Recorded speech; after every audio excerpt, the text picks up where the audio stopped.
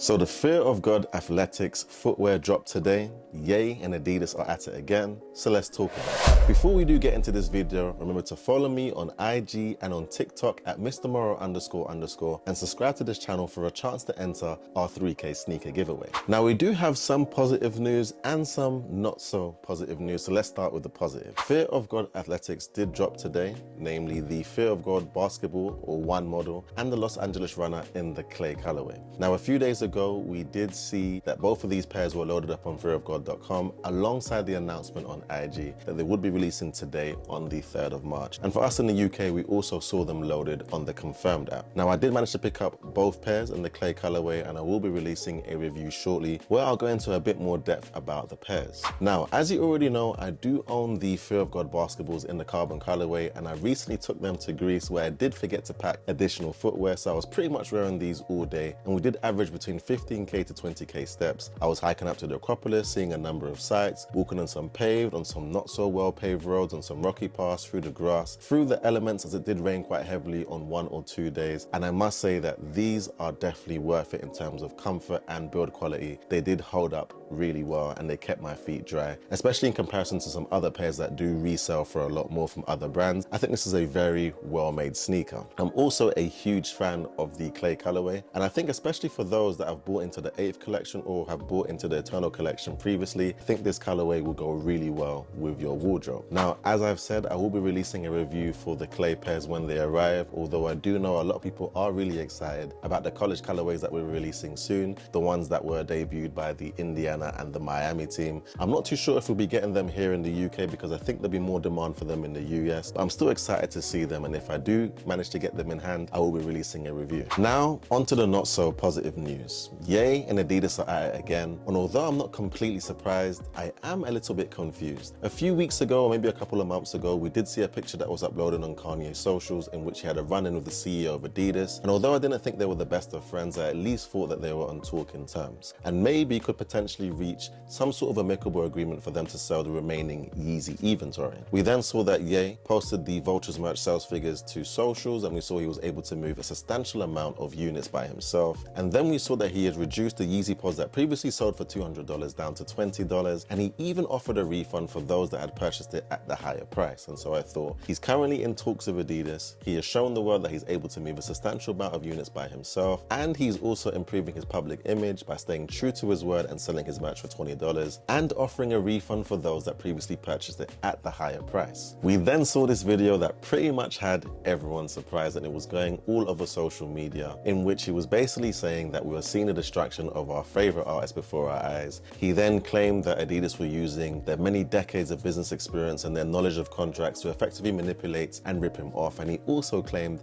that he was being sued for about $250,000. Now there are a lot of talking points here, but I think the most important one to mention is the fact that if we're going to enter into any sort of business arrangement or employment contract, we should definitely be reading our contracts. I don't know how many athletes, entertainers, creators, designers we have to see get ripped off before we have to understand the importance of reading our contracts. Although what Adidas is doing may not be ethical, if this is the agreement that they had reached and this is what Ye has signed, unfortunately, because it's not illegal, there's not much we can do but have sympathy for him. Now, after the drama, we did see Adidas begin to roll out the next batch of Yeezy products. We are expecting some slides and some foam runners, but they did begin with the Yeezy 350 in the steel grey. For us in the UK on the Confirmed app, it was a 5-day raffle that ended on the 1st of March. However, we did see that even after the raffle ended, this pair pretty much sat in every single size and is still available up till now. And a lot of people are attributing this to Ye's influence. In that same video, he basically said that these are fake Yeezy colorways, and he did continue onto his social media to say that if you are buying these products, you're basically not in support of him. And though I do think this has a huge part to play in the selling of this product, I think the most important thing to recognize is that people are just over the Yeezy and Adidas collaboration. I think people have had enough time now in between these very sporadic drops to find alternatives, and I think especially the Yeezy 350 has been overdone. I think it had a great run from like 2016 or 2017 right through to the pandemic, especially in the pandemic where we were seeing a new Dunk, Jordan and Yeezy colorway pretty much every single week. I think we just became a bit fatigued with this pair. It was previously selling for £180 and is now being released at a higher price of £200. I must say, I can't be the only one that's a little bit disappointed that it wasn't released for $20 alongside his other products. To be fair, I just just feel like the fashion has changed. We are seeing